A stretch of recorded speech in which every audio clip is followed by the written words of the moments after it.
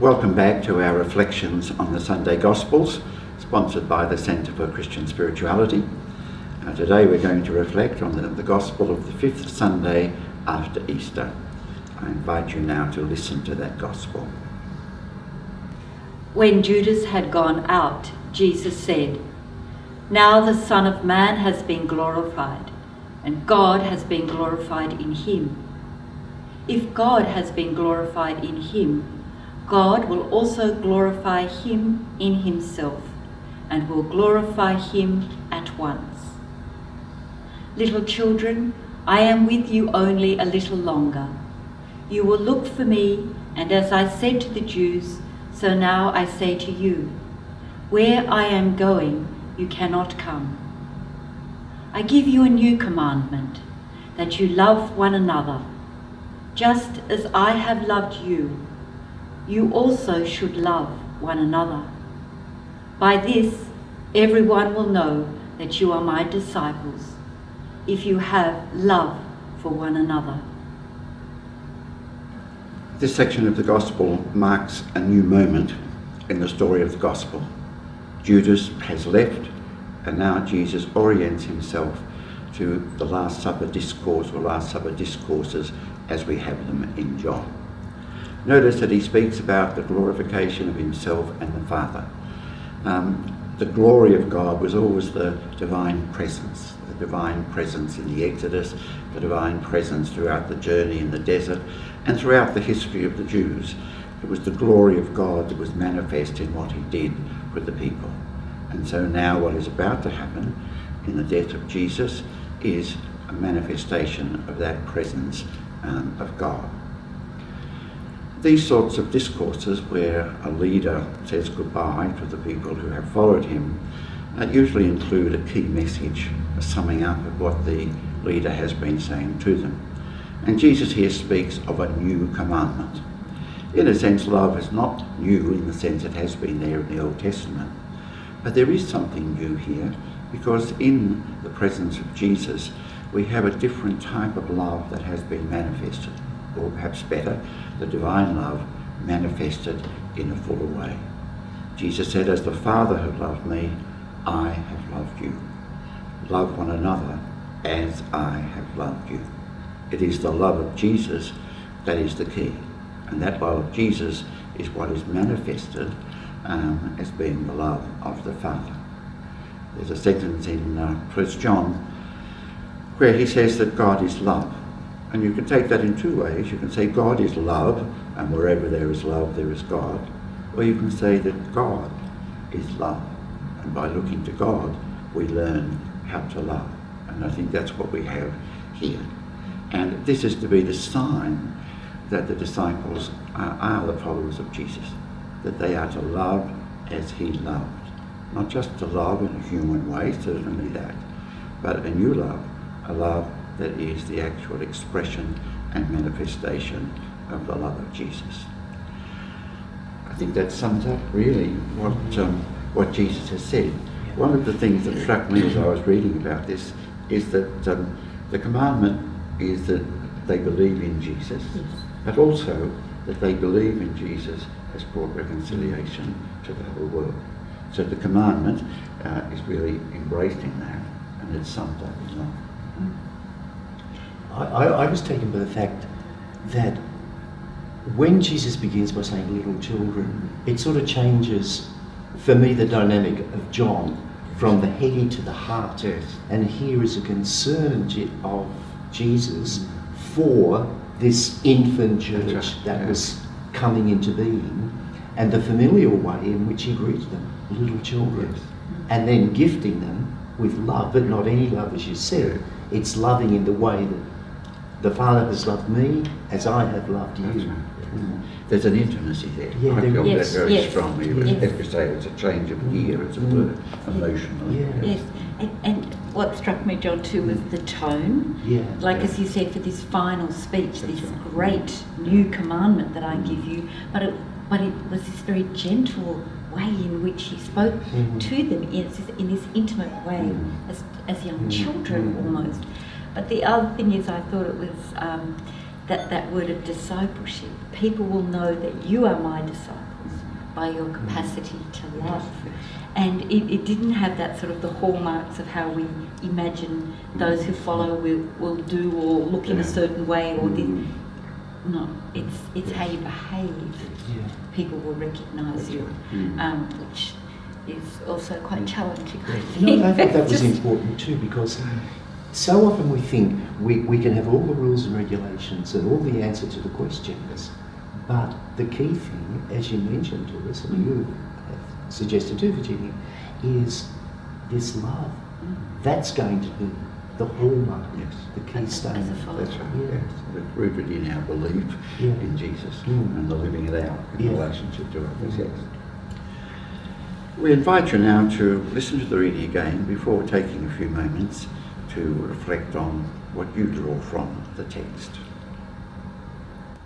When Judas had gone out, Jesus said, "Now the Son of Man has been glorified, and God has been glorified in him. If God has been glorified in him, God will also glorify him in himself and will glorify him at once. Little children, I'm with you only a little longer. You will look for me, and as I said to the Jews, so now I say to you, where I am going, you cannot come. I give you a new commandment, that you love one another. Just as I have loved you, you also should love one another. By this, everyone will know that you are my disciples if you have love one for another." We invite you now, having heard the gospel again, to just spend a short time drawing out what you consider to be the key thing in the gospel.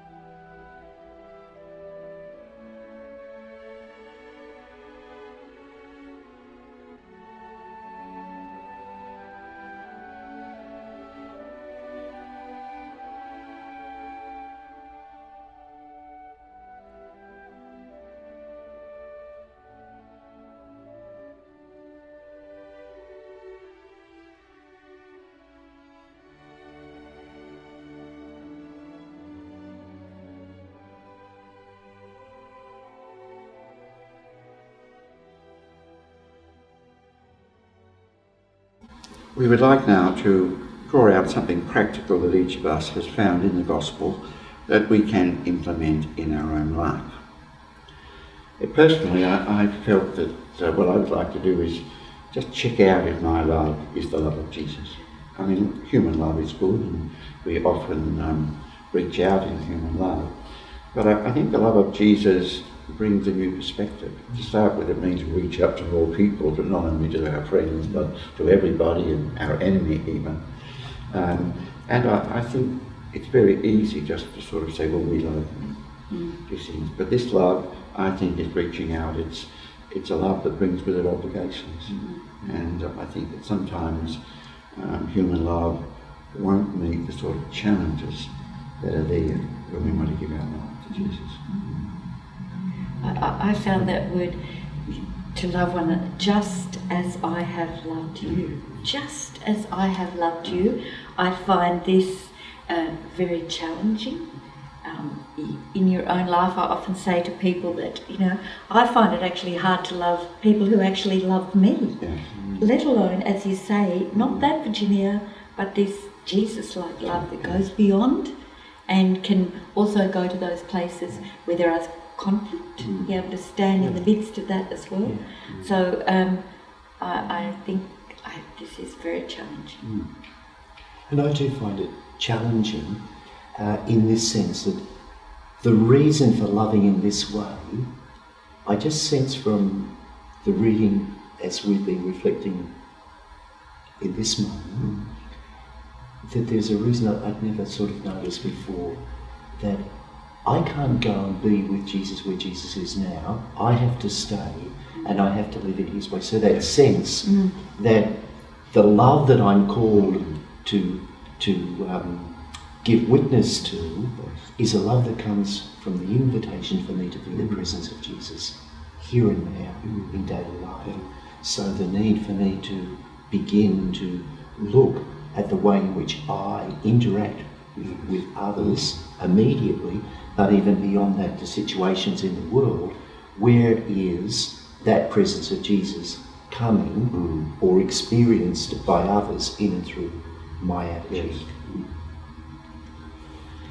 The scriptures are really a mirror in which we can see ourselves, and we are often challenged.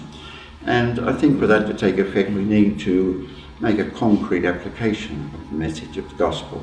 So we invite you now just to spend a few moments looking into your own heart and asking, what is a practical application that I can implement in my life in the light of this gospel?